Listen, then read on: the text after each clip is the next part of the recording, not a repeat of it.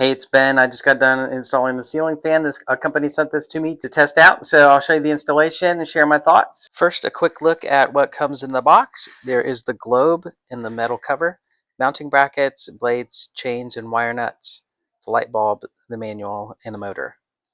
So after shutting off the power, the first step was to remove the bracket from the old light and screw in the fan's mounting bracket. It is suggested to use a level for this to make sure your fan does not hang crooked. For the next step, this was actually really nice because it is made to be able to hang the fan motor so you can have two hands to hook up the wires. But please note, before hanging the motor, I recommend taking out this mounting screw first because you'll need to screw this in after the wiring is complete. There are wire nuts included, but I used my own due to my unique wiring situation. I needed some bigger ones. Once the wiring was finished, I screwed the motor to the mounting bracket.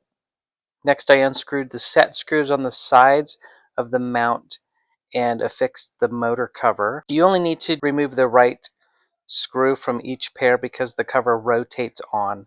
Then the screws can be put back in to hold it in place.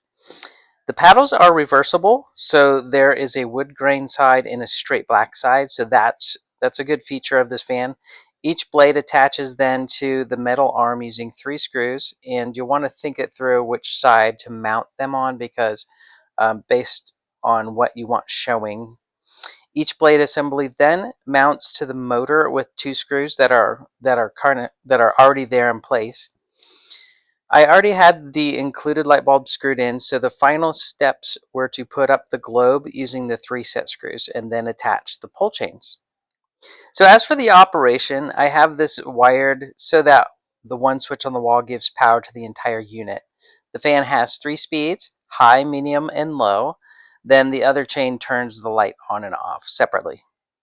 So the fan works really well as far as airflow in the room. And if you like a little white noise at night, the high speed does have a little hum to it.